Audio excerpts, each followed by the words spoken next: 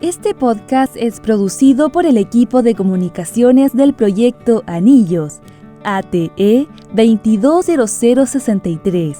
Mujeres organizadas en la Araucanía. Prácticas sociales, discursivas y trayectorias políticas de los siglos XX y XXI.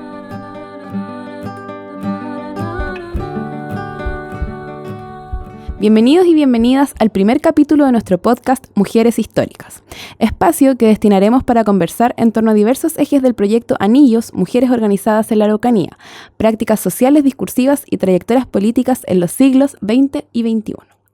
Para conocer un poco más sobre este proyecto, hoy día nos acompaña la directora del proyecto, la doctora Sandra López Dietz, periodista y académica de la Universidad de la Frontera y doctora en procesos sociales y políticos en América Latina de la Universidad Arcis. ¿Estoy ok con toda la información? Totalmente ok. Muy bien. Y junto a ella también está la doctora Lucy Ketterer Romero, directora alterna del Proyecto Anillos, asistente social de la Universidad de la Frontera y doctora en procesos sociales y políticos en América Latina en la Universidad Arcis también. Igual. También. Sí. Súper. ¿Cómo están? Muchas gracias por acompañarnos el día de hoy. Sí. Muchas gracias. Gracias a bueno.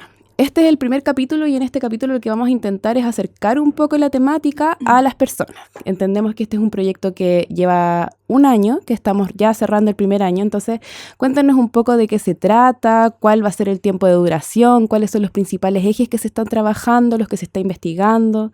Tienen la palabra Sandra, por favor, cuéntanos. Sí, bueno, este proyecto, su nombre es Mujeres Organizadas en la Araucanía, Prácticas Sociales, Discursivas y Trayectorias Políticas. Y básicamente se enfoca, digamos, o se organizan dos líneas, una de ellas que es la línea 1 que es de la Universidad de la Frontera y la otra que es la línea 2, que está liderada por María Emilia Tillú de la Universidad de Chile. Y lo que hacemos por un lado es abordar en la prensa de la Araucanía del siglo XX una revisión de la prensa de distintas zonas territoriales, digamos, de medios de comunicación o prensa de Temuco, de Angol, de Imperial, para allí encontrar a las mujeres que tuvieron y se organizaron en distintos tipos de organizaciones durante el siglo XX, ya sea en organizaciones o instituciones educativas, en organizaciones sociales, sindicales, políticas, o sea, religiosas. Hay una diversidad, obviamente, en la medida que vamos avanzando. Llevamos más o menos revisada la primera parte del siglo XX, en el año 1. Entonces estamos dando cuenta de alguna manera de en qué se organizaban las mujeres, para luego avanzar, esperamos ya en el segundo año, en analizar un poco lo que denominamos las prácticas discursivas, es decir, por ejemplo, cuáles eran las demandas, ¿no es cierto?, de aquella época, o cuáles eran los temas que de alguna manera a las mujeres o por los cuales las mujeres se organizaban, en toda su diversidad, ¿no?, porque es una diversidad obviamente de mujeres. Y el proyecto, para después darle pie a Lucy que pueda andar un poquito más, dura en total 3 años y en nuestro caso estamos, partiendo el año 2 y en el caso de la línea encabezada por María Emilia Tillú, que básicamente, articula la disciplina de la sociología y de la historia, lo que hacen o lo que han hecho el primer año es hacer entrevistas a mujeres que tienen algún liderazgo en organizaciones actuales en la Araucanía y relevar de alguna manera a partir de sus historias de vida cuáles son también sus trayectorias. Entonces la idea es más adelante ir cruzando de alguna manera, por un lado lo que nos van arrojando, ¿no es cierto?, estas trayectorias, y por otro con lo que ha sido la organización de las mujeres en el siglo XX, para obviamente entender que el territorio de la Araucanía tiene obviamente una particularidad histórica que hace que por lo tanto investigar sobre esto, que no es sencillo en términos de que no es fácil encontrar a las mujeres en la prensa. También tenemos una realidad que tiene que ver con una diversidad, como decía antes, ¿no? Y esto tiene que ver con mujeres que se ubican en distintos lugares de clase, también de racialización. Obviamente este territorio fue ocupado militarmente, es el territorio del pueblo mapuche, y eso implica también una particularidad. Entiendo que para este trabajo de la línea 1 estamos haciendo lo que es la revisión de diarios, de archivos. Lucy, cuéntanos un poco, creo que una vez lo conversamos también, cómo era el tema también del manejo de diarios que son muy, muy, muy antiguos. ¿Dónde están situados esos diarios? ¿Cómo ha sido el manejo también de esos documentos, de esos archivos? Sí. Sí, sabes que eso es muy interesante del proyecto porque en el fondo nos abre un mundo que es un poco desconocido, digamos, incluso que así lo hemos observado cuando hemos ido a analizar esos periódicos, esos diarios, fundamentalmente de Angol, de la en Malleco, digamos, que fue también la primera parte ocupada del territorio en el siglo XX. Hay que pensar también que esta región es una región anexada recientemente al territorio nacional. Por lo tanto, como en el norte, por decirlo, de la región, es donde se encuentra como podríamos decir, un cúmulo probablemente de antecedentes y experiencias que están plasmadas en estos periódicos que por lo demás son bien antiguos. Diarios y periódicos como el Malleco y otros que además han recibido, digamos, como también los avatares del tiempo, podríamos decir, porque no están en muy buenas condiciones, algunos de ellos, y eso también no hemos hecho algunas apuestas también alrededor o en articulación con el proyecto para que, por ejemplo, la Universidad de la Frontera, a través de la biblioteca, pueda digitalizar estos periódicos, ¿me entiendes? En el sentido de que hay ahí, además de lo que decía Sandra, toda una historia que en el caso de este proyecto nos centramos en las mujeres, sus organizaciones sociopolíticas y su trayectoria de vida, pero que también es la historia casi del territorio, podríamos decir, porque ahí además de lo que nosotros hemos visto, hemos encontrado otras historias que son, pero valiosísimas para muchos y muchas investigadores, probablemente en las ciencias sociales, en la historia y eso. Entonces, en ese sentido, hemos ido encontrando algunas cuestiones que son bien interesantes, además, porque es justo lo que no se dice de un grupo, ¿cierto?, que sabemos la mitad de la población, pero que a partir, digamos, de la segunda mitad del siglo XX probablemente se empieza a definir esta categoría como de género y empezamos a hacer un mainstream más político dentro del Estado, ¿cierto?, a nivel latinoamericano sobre todo. Las europeas se desarrollaron antes, también tuvieron los derechos políticos antes, ¿cierto?, que nosotros, pero entonces estamos como recogiendo cuestiones o temáticas o situaciones de las mujeres que antes no se veían o no las habíamos visto, por ejemplo. Incluso nombres, incluso personas que escribían cosas, que manifestaban demandas, deseos, desde distintos lugares, como dice Sandra, desde distintas clases sociales, con distintos intereses probablemente, pero es historia de mujeres, pues historia de mujeres que pocas veces tienen la oportunidad de salir a la luz, de escuchar, de ser escuchadas también hoy día por personas jóvenes, por ejemplo, por mujeres jóvenes que de repente incluso cuando hemos hecho algunos talleres o algunos contactos con ellas, se dan cuenta que muchas de estas reivindicaciones que son de inicios del siglo XX siguen bien vigentes, como la participación política, por ejemplo, que es una que sigue estando presente incluso en el debate, no sé, pues, de la política actual, digamos, ¿cierto? Con esto de los cupos y cómo podemos tener cierta paridad en ciertas orgánicas legislativas, administrativas de poder, ¿me entiendes? Entonces, sigue estando una demanda muy vigente y eso es muy interesante. Incluso la misma forma en que las mujeres son representadas en la prensa, hasta el día de hoy sigue siendo una temática súper relevante y que lo vemos constantemente. Eso es bonito igual porque ahí hay también ciertas representaciones que parece que se mantienen, sobre todo cuando por ejemplo, ya en esa época, a inicios del siglo XX, se informaba en la prensa de ciertos asesinatos de mujeres, por ejemplo, y también bajo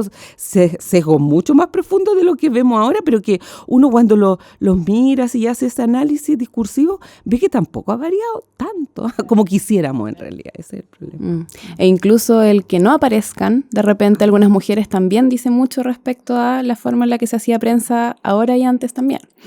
Me gustaría también saber, Sandra, ¿desde dónde nace? ¿Desde dónde surge la inquietud de investigar? ¿Desde dónde surge la inquietud de investigar este tema en este territorio? Entiendo que partió primero incluso investigando en Malleco. Entonces, ¿desde dónde nace el proyecto que es hoy día Anillos? Sí, yo diría que tiene básicamente dos grandes vertientes el proyecto. Uno, que fue un proyecto, dos proyectos en realidad de vinculación con el medio, que son proyectos más acotados, más pequeños, con poco financiamiento, pero que permiten hacer un trabajo territorial y allí estuvimos con parte de lo que hoy es el equipo de la Línea 1 trabajando durante 2 años consecutivos en Angol precisamente, relevando en la prensa a las mujeres de Mayeco. Y bueno, en ese proyecto hablábamos de mujeres históricas, ¿no? Y nos dimos cuenta que en un lugar como Angol, que como decía Lucy es muy antiguo, incluso en términos también del proceso de ocupación militar, las mujeres no estaban presentes en ninguna parte, no había una memoria de ellas en la ciudad ni en las escuelas, ¿no es cierto? Trabajamos con un liceo, por ejemplo, y nos pasó también que mientras íbamos publicando en redes, por ejemplo, parte de los hallazgos en talleres, trabajamos con mujeres también, junto con Dideco, con el municipio y la biblioteca Víctor Villota, nos dimos cuenta que había gente que nos iba contactando por redes para decir, por ejemplo, mi mamá, por ejemplo, fue intendenta y nadie la recuerda y tuvo un rol tan importante. Encontramos en los diarios, por ejemplo, la dirección de la sede de las memchistas, es decir, las mujeres que se organizaban en el movimiento pro emancipación de la mujer chilena en Angol, y cruzamos esa información con las cartas, con los archivos de cartas de las mujeres memchistas que hubo en toda la Araucanía, ¿no es cierto?, en gran parte, en Puerto Saavedra, en Imperial, en Victoria, en Angol. Y por otro lado, también, bueno, y allí tuvimos mucho apoyo de distintas instituciones y del municipio de Angol y de organizaciones sociales de Angol, la Gobernadora 8 de marzo, y la verdad que mucho compromiso del campus, obviamente, de todo el equipo del campus de Angol. Y por otro lado, un proyecto que tenía ya un tiempo, que fue un proyecto, un fondesis postdoctoral, que fue un estudio bien particular sobre cómo en el Diario Austral de Temuco, donde obviamente había una cobertura regional, entre el año 35 al 52, que fue el periodo más o menos en que las mujeres empiezan a votar, primero municipales y luego en presidenciales y parlamentarias, cuál era el imaginario, a propósito de las representaciones que hablaba Lucy hace un rato, del voto femenino, de las mujeres en realidad, ¿no? Y allí los hallazgos tenían que ver con esta idea, también lo planteaba Lucy, de cómo en realidad se legitimaba el voto femenino a partir de alguna manera, de dar cuenta de lo que se llamaba las virtudes de lo femenino, ¿no? Que era precisamente, se hablaba de las mujeres como que iban a limpiar la política porque las mujeres justamente eran preocupadas por el otro, por su rol en lo doméstico, en la crianza, en la familia.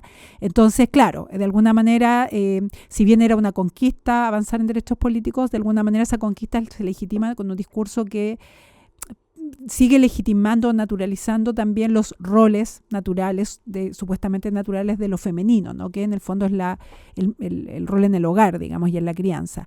Y de allí, de alguna manera, surge este interés dándonos cuenta que en muchos lugares, no solamente en Angola, en verdad, las mujeres son invisibles, ¿no? O han sido muy poco visibilizadas y obviamente ser una mujer organizada o ser mujeres organizadas en este territorio tan complejo, con una violencia estructural que parte desde su nacimiento prácticamente, no es cualquier cosa, digamos, y por lo tanto recuperar esa historia para que también sea conocida por los colegios, por los liceos, para que también las comunas se puedan apropiar de ese conocimiento, nos pareció muy relevante. Y bueno, un poco también creo que el impacto que ha tenido en las actividades que hemos hecho da cuenta de que es muy bien valorado, o sea, la participación de las mujeres en las organizaciones y también las instituciones, los municipios han tomado muy bien el proyecto precisamente por esto, ¿no?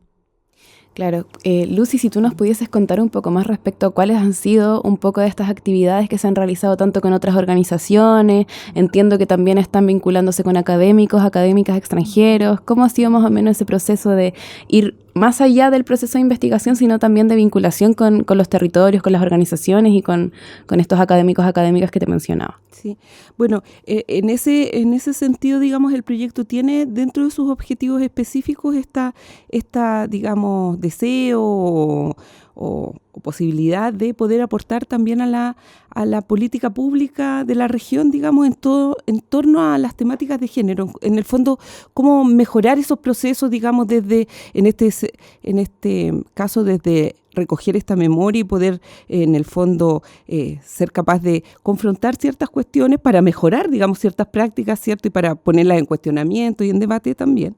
Pero también tiene la posibilidad de vincularse con otras académicas y académicas fundamentalmente de otras universidades extranjeras como España, por ejemplo, que tienen más trabajo adelantado en estas materias que nosotros, probablemente porque comenzaron antes a mirar este fenómeno de estudio, por decirlo de alguna manera, y que nos muestran, digamos, o nos dan luces de cómo poder también incorporar otro tipo de acciones. Y en ese marco, a propósito de tu pregunta, por ejemplo, es súper interesante lo que se ha ido haciendo y que Sandra también lo recogía en el sentido de trabajar con los territorios, con las organizaciones de mujeres en los territorios, porque ahí, digamos, de alguna manera, por un lado, se retroalimentan los objetivos del proyecto en este sentido de decir, oye, mira, a una abuela mía, o inclusive personas que no sabían, por ejemplo, que sus abuelas o sus parientas habían estado en el mundo de la política, ya sea a inicio del siglo XX, a través de una mirada a lo mejor más caritativa,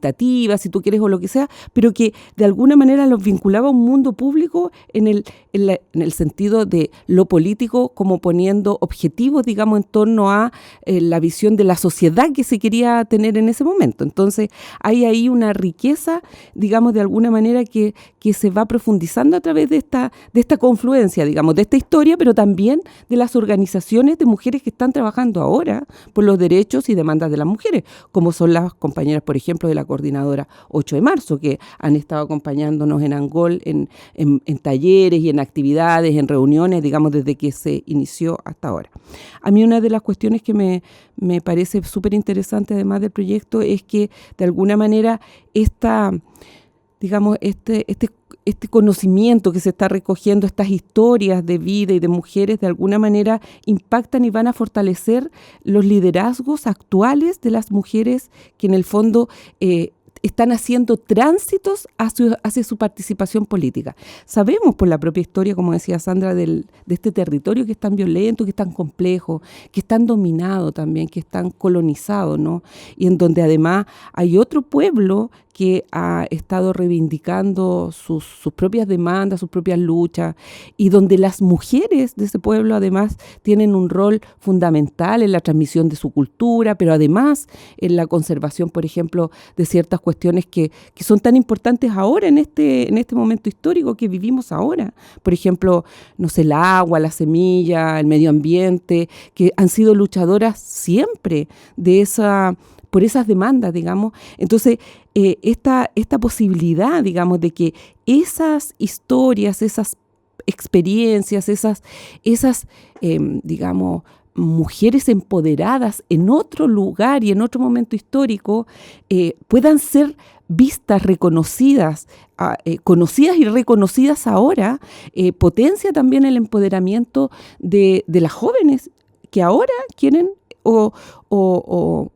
piensan o están, digamos, haciendo esos caminos. Por ejemplo, trabajábamos la otra vez en unos talleres de una escuela de liderazgo en Imperial, y ahí participó particularmente una estudiante del liceo de Imperial, dirigente de su curso, y ella quedó muy mapuche y que quedó muy impactada, digamos, porque ella, por ejemplo, no conocía la historia de Herminia Burto. Ella nunca la había escuchado, no sabía, y ella incluso puso en cuestionamiento desde su propia experiencia escolar, si tú quieres, o liceana, esto de por qué esto no nos enseñan a nosotros, ¿me entiendes? Y es una pregunta bien impactante, digamos, cuando la hace una chica que tiene 16 años y que en realidad quiere conocer, no solo para aprender, sino también porque ella decía, a mí me gustaría llegar a ser como ella, o quisiera seguir por un camino, digamos, de reivindicación política de ciertas cuestiones que pasan en mi territorio, en mis comunidades, como lo hizo alguna vez Herminia, ¿me entiendes? Pero ese nivel de empoderamiento yo creo que es bien fundamental también, y que también de alguna manera es un efecto, si tú quieres, que claro, se intenciona en el proyecto a través de escuelas, de liderazgo, talleres con mujeres, e incluso probablemente después me imagino en el tercer año, hacer algunas propuestas políticas que puedan llegar a lo mejor a instancias de toma de decisiones regionales y por qué no nacionales, ¿me entiendes? Tanto en educación como en otro tipo de políticas públicas, ¿cierto? Pero que están saliendo a partir de lo que hay, pues. Entonces eso es muy interesante, digamos. Porque existe un poco esta idea de que los referentes políticos femeninos son más bien contemporáneos, como que antes no había nadie, que antes no habían luchas y Exacto. Claro que las hay, claro que las hay. Hay intendentas, como dice Sandra, hay estas mujeres, digamos, que quisieron participar en la Cámara Legislativa, como Zoila Quintremil, o como Herminia Burto, por ejemplo, que fue secretaria de una gran organización mapuche aquí, que reivindicó muchas cosas importantes para el territorio. Entonces, hay mucha experiencia que no se conoce, mucha historia que es desconocida. Uh-huh. Y respecto a la línea 2, Sandra, si pudiese profundizar un poco respecto a ella, cómo también surge este vínculo con la Universidad de Chile, con María Emilia, con el grupo de investigadores e investigadoras que también está en esa línea, desde dónde surge y también cuál ha sido la impresión de ellos y de ellas de venir desde Santiago a investigar un tema que es en otra región. Uh-huh. ¿Cómo ha sido un poco ese proceso? Bueno, María Emilia Tillú fue nuestra profesora en el doctorado precisamente que hicimos con Lucy, y de allí viene un vínculo de varios años y colaboración en algunas actividades, en algunos proyectos. Y luego, claro, esta temática, si bien, digamos, en la línea no habían trabajado específicamente en la Araucanía, obviamente venían trabajando temas de trayectorias y de racismo, sobre todo con migrantes, y por lo tanto ahí, bueno, María Emilia además es una referente, ¿no es cierto?, como académica, como investigadora. Y bueno, se dio la posibilidad en algún momento, a partir de justamente estas colaboraciones que habíamos tenido, de generar un proyecto que fuera la Araucanía.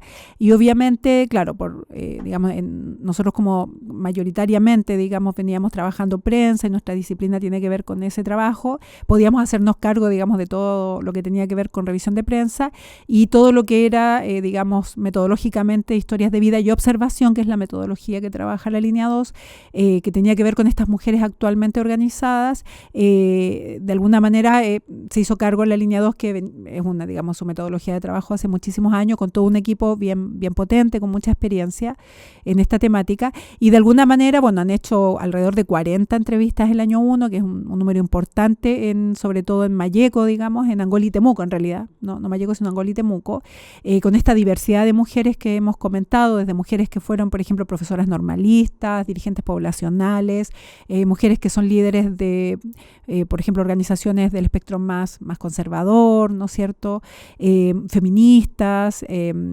sindicalistas, y de alguna manera, muy preliminarmente, porque obviamente nosotros tenemos también dentro del proyecto lo que se llama la interlínea, que es precisamente un espacio donde vamos dialogando. El primer año básicamente se basó en, de alguna manera, contrastar miradas teóricas y epistemológicas, y este año 2 ya se va a centrar más en ir, de alguna manera, cruzando, comillas, los resultados, ¿no?, preliminares, porque obviamente seguimos avanzando también ambas líneas en el corpus. Pero una de las cosas que nos comentaban, que muy preliminarmente, por supuesto, es que les llamaba la atención que la violencia era un factor común a todas las mujeres, es decir, independiente del sector político o social, de si eran mujeres mapuche o mujeres no mapuche, descendientes de colonia, o incluso la clase, la vivencia de algún tipo de violencia de género era un factor común. Y eso les resultaba bien impactante en términos, obviamente, de que, bueno, sabemos que en general, digamos, un factor común de género, pero claro, cuando lo contrastas en mujeres que además tienen un liderazgo actualmente y ves que es un factor común más allá de los distintos contextos, obviamente, bueno, es un elemento relevante, ¿no? Y claro, son distintos tipos de violencia, no siempre es la misma, pero es algún tipo de violencia, ¿no? Y eso creo que da cuenta también de una realidad que, como decíamos, hay un cruce de violencias que, bueno, varias compañeras han escrito sobre ello, que implica tanto las violencias estructurales, ¿no es cierto?, económicas, sociales e históricas, que es la que nos cruza, obviamente, y que hace que esta región sea compleja, como también las violencias que tienen que ver con el entorno de pareja, ¿no es cierto?, y que obviamente son vividos de distintas formas por las mujeres, psicológicas, sexual, ¿no es cierto?, o física, ¿no? Y toda esa diversidad. Así que de alguna manera han sido como conversaciones más preliminares, pero que bueno, ahora esperamos y en este año 2 ir también contrastando y mirando también esto, ¿no? Porque claro, en la prensa tal vez no es algo explícito, pero hay una noción que viene trabajando una de las colegas del proyecto, que es Estefanía Pacheco Pailagual, que es rescatar esta noción de aniquilación simbólica de las mujeres, ¿no? En particular las mujeres mapuche, que son más invisibles todavía, pero además en general de las mujeres, al menos en la primera parte del siglo XX, en torno a que prácticamente no están visibles, ¿no? O sea, hemos comentado que es buscar de alguna manera una aguja en un pajar, porque a veces la información que aparece es muy breve, no es que aparece en portada, ¿no? Sino que muchas veces es una pequeña nota que es informativa, donde da cuenta de una directiva, por ejemplo, de un tipo de organización, y a veces tienes que revisar muchas páginas o muchos periodos para encontrar una referencia a las mujeres, ¿no? Y eso habla obviamente de esta invisibilidad y da cuenta que si bien, o sea, que si actualmente sigue siendo un tema, bueno, ni hablar todo lo que implicó para las mujeres de aquella época, o sea, que una mujer intendenta de los años 60, 70, nadie la recuerde, no tenga ningún tipo de referencia en Malleco, es impactante, ¿no? Y eso significa de que o sea, creo que el aporte del proyecto, entre otros, es precisamente, y esperamos tener un impacto también en el mundo de la educación, donde este conocimiento, estos resultados sean apropiados y sean incorporados a los currículum, porque también tiene que haber una historia local y regional que tenga un enfoque de género. Y eso, como decía Lucy, también empodera a las jóvenes, ¿no? Que pueden ver que en verdad a lo largo de la historia las mujeres han jugado un rol en este territorio. Ustedes como proyecto tenemos estas dos líneas y además tenemos, como mencionaba Lucy y también Sandra, el tema del trabajo, por ejemplo, en colegios, pero también hay un elemento que es súper importante, que es el tema formativo, que están trabajando igual con estudiantes de magíster, de doctorado, de postdoctorado. Si pudieran contarme un poquitito también de ese pilar del proyecto y en qué consiste y cómo ha sido el trabajo durante este primer año. Sí, bueno, eso también es súper importante, es relevante, porque de alguna manera este también es digamos, un proyecto de investigación que es financiado, digamos, y apoyado por ANID, o sea, por la Agencia Nacional de Investigación de Chile, y eso es una cuestión bien importante también porque abre un espacio, ¿cierto?, para la participación, sobre todo, y que a nosotras igual nos interesa mucho, de investigadoras más jóvenes, digamos, que están en formación y que queremos que en el tiempo también sean un aporte para la investigación local, ¿cierto?, para la profundización de esta investigación local en torno a los temas de las mujeres, incluso, ¿por qué no pensar de otras también, de otros grupos que son excluidos, ¿no? Estamos las mujeres que a través de los feminismos hemos ido haciendo aportes, pero también está, no sé, la disidencia sexual, por ejemplo, que se escucha poco, que sabemos poco también, ¿no? Y que es como casi como que no existiera, pero probablemente se hiciera algo similar y podríamos empezar a recoger otras cosas, ¿me entiendes? Entonces, la idea es que este plan de formación interno, que es una también línea de trabajo del proyecto, entonces pretende ir aportando, digamos, en nuevas formas tanto teóricas, epistemológicas, metodológicas, a investigadoras más jóvenes, experienciales también, porque así como decía Sandra, reconocer que María Emilia Tillú o parte del equipo de la Chile, la misma Sandra, la misma Stephanie Pacheco, son investigadoras que llevan mucho tiempo y que tienen mucha experiencia en el territorio y que son reconocidas también por tener también lo que en algún sentido más teórico denominamos de repente desde enfoques más decoloniales, estas investigaciones otras o miradas otras sobre el territorio, que no son las mismas miradas, digamos, que hace una ciencia social más tradicional, por cierto. Estamos paradas en otro tipo de enfoque, ¿cierto?, que busca incorporar también otro tipo de, digamos, explicaciones en torno a los fenómenos que estamos estudiando. Entonces, en ese sentido, la línea de formación es una línea súper importante porque estoy ahora armando como una propuesta de calendario justamente para el año 2024, digamos, para el segundo año del proyecto, que incorpora justamente esto. Durante el primer año he revisado lo que fue el plan de formación del primer año y estuvo bien centrado en discusiones teóricas relevantes, digamos, desde las ciencias sociales, cuestiones epistemológicas, también metodológicas. Y ahora hay que avanzar a otro lugar también, porque es un lugar para formar a estas investigadoras jóvenes que están haciendo sus magíster, doctorado, incluso un compañero nos acompaña ahí que dirige Sandra, que está también investigando acerca de mujeres y sindicalismo, por ejemplo. Entonces, ¿cómo vamos de alguna manera fortaleciendo también esos propios, digamos, ejes investigativos que tienen cada una de estas estudiantes de magíster, de doctorado o de pregrado también, porque hubo una compañera de pregrado también que hizo una preciosa investigación también mirando la prensa y haciendo análisis de cómo estaban ahí las mujeres, ¿me entiendes? Entonces, de alguna manera el proyecto también tiene un aporte que está haciendo para si quieres tú, en algún sentido, lo que pudiera en algún momento ser el recambio investigativo de mujeres al interior también de la universidad, porque las colegas que están ahora en este momento siendo parte del equipo en la línea 1, probablemente después se van a vincular con los departamentos donde cada una de nosotros probablemente vamos a tratar también de abrir ciertos espacios para que justamente nos podamos ir incorporando y haciendo, también fortaleciendo este trabajo en torno a la investigación, a los géneros, a los feminismos, también digamos, a ciertas corrientes, podríamos decir, teóricas o epistemologías, otras que no son tan visibles a lo mejor como quisiéramos, para discutir con otras, ¿me entiendes? Para debatir con otras, para mirar también los fenómenos desde otros puntos de vista, no solo a veces de ciertas líneas o ciertos enfoques que tienen una mirada única. Quisiéramos tener un abanico más colorido, por decirlo de alguna manera. Más diverso. Sí.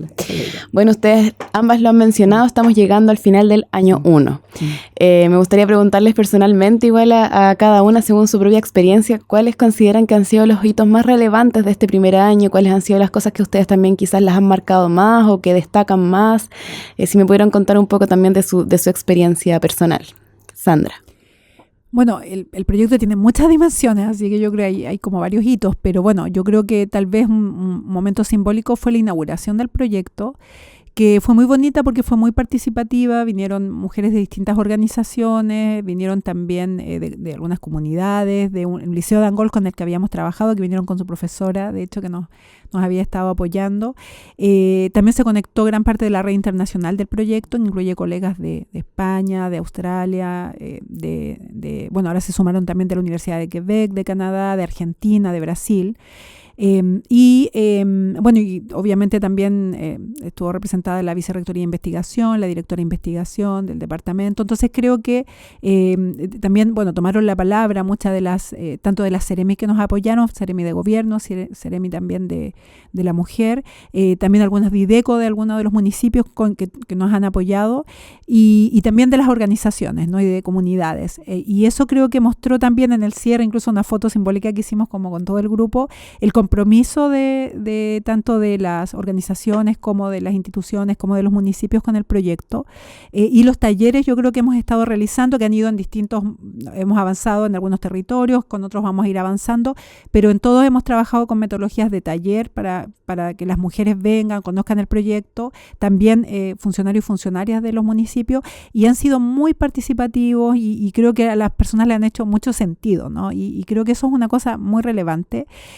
Yo diría que otro de los hitos también ha sido el plan de formación, que efectivamente nos ha permitido ir poniendo en conversación todo esto que planteaba Lucy hace un rato de los aspectos metodológicos, epistemológicos. Por ejemplo, uno de los talleres fue ¿dónde encontramos a las mujeres los archivos?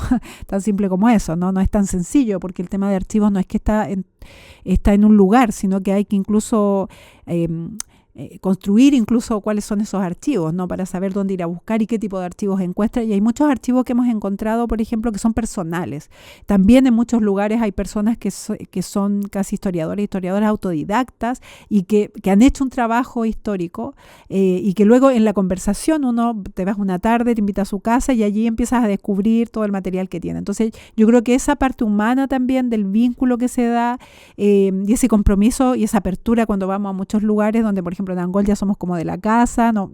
Digamos, la gente nos recibe en sus casas, y eso yo creo, lo mismo pasa con el equipo del campus. Creo que es muy bonito en términos también de cómo la investigación no es algo, digamos, es algo que te involucra también en lo personal, ¿no es cierto? Que uno, digamos, también pone el cuerpo, el tiempo, la energía también, porque cree también que esto aporta, ¿no? Y creo que por allí me quedan varios otros, pero diría que hay hitos como relevantes y que han sido muy enriquecedores también, ¿no? Tener personas que nos traen información, que nos contactan por redes sociales, que traen sus fotos de pronto a una actividad, y que eso va, a veces hicimos actividades en invierno, con frío, casi tormenta, y llegaba igual gente, y eso creo que muestra también el sentido que hace el proyecto, y sentimos que va a aportar. Yo creo que hacer una investigación que aporte realmente, más allá de cumplir con un checklist, digamos, sino que efectivamente uno siente que está aportando desde lo que hace, es fantástico, digamos, y es de alguna manera yo creo que lo que nos mueve también, ¿no? Como el compromiso también con el impacto del proyecto.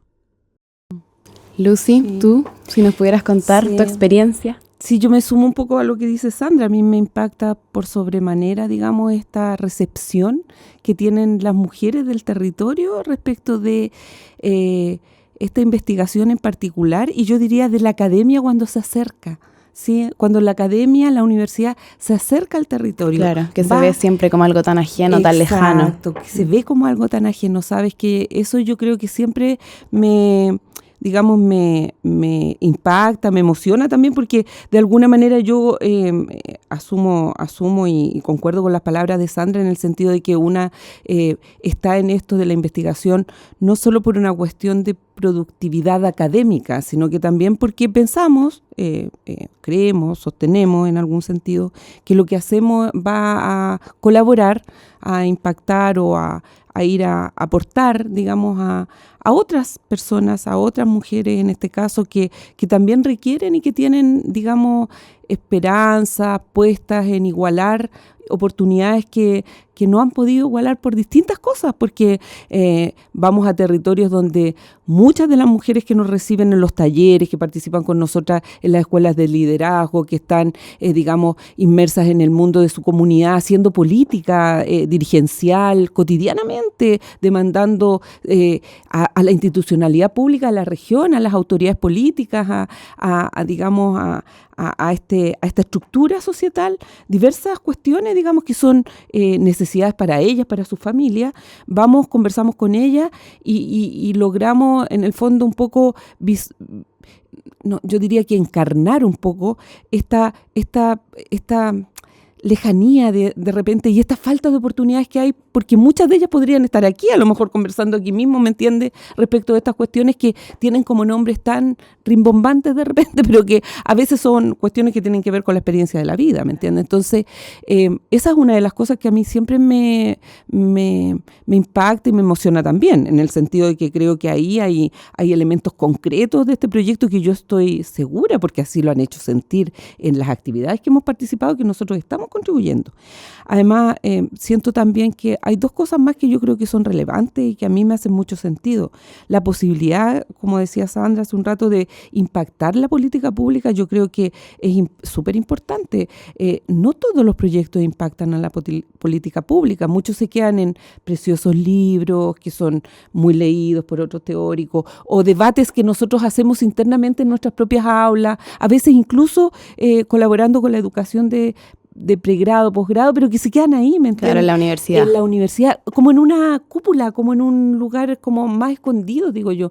Y aquí está como la posibilidad realmente de ir a conversar así con historias, con hechos concretos, con experiencias, incluso con las voces y las demandas de personas, e incluso con las mismas mujeres, o sea, ir con las mujeres a esos lugares, en una región que es particularmente compleja con su tratamiento a las mujeres. El otro día yo en Angol justamente conversábamos, por ejemplo, de situaciones complejas que suceden, por ejemplo, con autoridades políticas aquí, en donde Sí. han sido acusados incluso de violencias hacia mujeres trabajadoras de sus propias instituciones, donde por lo demás hay personas que son periodistas, trabajadoras sociales, y eso es una cosa terrible, porque habla, digamos, de cómo una estructura de dominación que permeó el siglo XX, ¿cierto?, sigue, parece, permeando el siglo XXI, y no tenemos tampoco voces que digamos, a ver, eso no puede ser así, ¿me entiendes? Eso tiene que construirse de otra manera, no sé cómo, pongámoslo en la discusión, el debate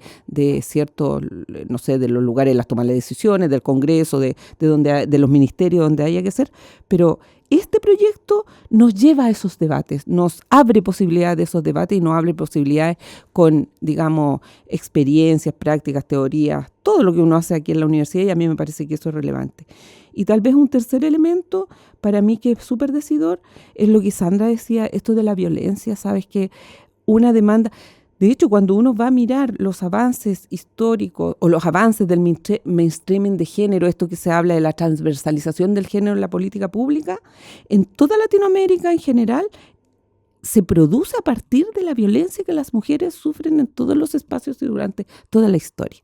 Eso se ha producido a partir de ahí. La exclusión política, la violencia estructural, la violencia económica, la falta de autonomía en la toma de decisiones, lo que tú quieras, ¿me entiendes? Pero son violencias.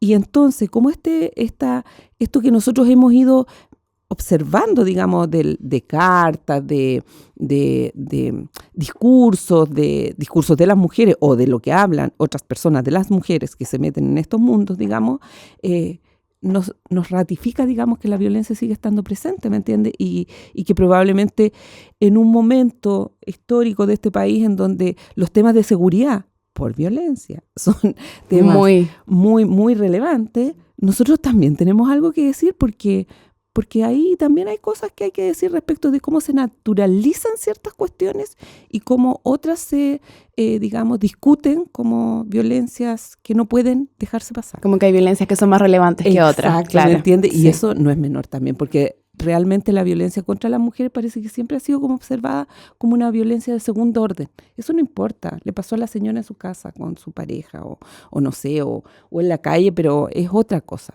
Y no, es parte probablemente de un continuum que a lo mejor tampoco hemos visto o hemos estudiado tan profundamente. Entonces, para mí eso es muy relevante en realidad. Eso. Muchas gracias. Así otras cosas más se podrían. Muchas cosas más yo creo que hay para destacar de este proyecto. Para ir cerrando ya, porque creo que igual nos hemos extendido bastante, porque es un tema muy, muy interesante. Se viene este segundo año. ¿Qué expectativas, qué actividades, qué intereses hay para este segundo año del proyecto? Principalmente de la línea 1, si me pudiesen comentar, que es la línea también en la cual ustedes están principalmente vinculadas. Bueno, ahora justamente tenemos la próxima semana una reunión de análisis de los hallazgos que tenemos hasta ahora en la prensa, porque de alguna manera por ahora es como un mapeo, si se quiere, ¿no? Y hemos empezado como a construir categorías de dónde están las mujeres o dónde estuvieron organizadas, hasta dónde hemos avanzado, pero nos queda avanzar en toda la segunda mitad del siglo XX y estamos hablando se vienen cosas. Claro, de un periodo históricamente tremendo, ¿no? de relevante. Por tanto, bueno, hay todo un trabajo de corpus que implica no solo revisar las bibliotecas y archivos locales, sino también todo el material en microfilm en en la Biblioteca Nacional en Santiago, y por otro lado lo que corresponde metodológicamente el análisis del discurso, es decir, seleccionar del material que tenemos algunos textos que nos permitan analizar lo que hablábamos, cuáles son estas prácticas discursivas, ¿no? ¿Qué decían las mujeres? ¿Qué demandas planteaban? ¿Qué lenguaje utilizaban? Por un lado, tenemos nuevamente el plan de formación, ya en un segundo año, incorporando algunas tesistas tanto de pregrado de la Universidad de Chile, de Sociología, como dándole continuidad también a un tesista doctoral. También tenemos la interlínea focalizada sobre todo a esto de ir mirando los hallazgos de ambas líneas. Y tenemos también nuevamente con una visita de la red internacional, que esperamos que sea una académica de Colonial, Ligia López. Vamos a ver cómo nos va con su invitación, con poder también ver la agenda, digamos. Ya nos visitó Almudena García Manso, ¿verdad?, de la Universidad del Rey Juan Carlos, porque obviamente la red internacional enriquece muchísimo también el proyecto, y también esperamos empezar a avanzar, a impactar en las políticas públicas, como decía Lucy, en algunos ámbitos. Nos hemos estado conversando incluso en el ámbito de los archivos y de cómo también ahí hay un tema importante en términos de a veces más allá del tremendo trabajo que hacen quienes trabajan en los archivos, de profesionalizar o de formar también allí, ¿no? Que es un desafío como muy grande, porque no hay muchas universidades y menos en locales que den la carrera, digamos, y veíamos que ahí también hay algo en lo cual podemos aportar, ¿no? Por lo tanto, seguramente se me están olvidando algunos ámbitos, pero básicamente avanzar en ellos y también, bueno, nos interesa, vamos a ir a todos los territorios que hemos ido menos, pero sin dejar de lado aquellos con los que ya hemos trabajado, y eso implica, por lo tanto, seguir trabajando en talleres con los municipios, ¿no es cierto?, y viendo cómo también cada lugar o cada territorio le interesa también traer o apropiarse de esta memoria de alguna manera que estamos construyendo, si es tal vez generando algunos impactos en los lugares públicos, ¿no es cierto? Tenemos comprometido algunos libros para el año 3, pero que hay que empezar a trabajar ahora. Hemos estado conversando en esto de la co-construcción de conocimiento, ¿no? Como obviamente también junto con la comunidad, junto con las organizaciones, también vamos generando esa memoria, ¿no? Y no solamente desde nuestro lugar. Así que hay muchos desafíos en verdad, pero el compromiso está y también yo creo que la pasión por lo que estamos haciendo. Claro, ¿no? sí. Además que ha sido un proyecto que se nutre mucho de la historia de las personas que habitan el territorio, así que eso igual es muy, muy importante. Bueno, agradecemos a Sandra y a Lucy por acompañarnos el día de hoy y los dejamos a todos y todas muy invitados al próximo capítulo de nuestro podcast Mujeres Históricas y les invitamos a seguir en nuestras redes sociales. Tenemos Instagram, @mujereshistóricasaraucanía y nuestra página web www.mujereshistóricas.cl. Muchas gracias. Este podcast es realizado gracias a la colaboración de la Agencia Nacional de Investigación y Desarrollo, ANID, la Universidad de la Frontera, Universidad de Chile, el Observatorio de Medios y Movimientos Sociales, UFRO, el Núcleo de Investigación Sociología del Cuerpo y las Emociones y al Departamento de Lengua, Literatura y Comunicación, UFRO.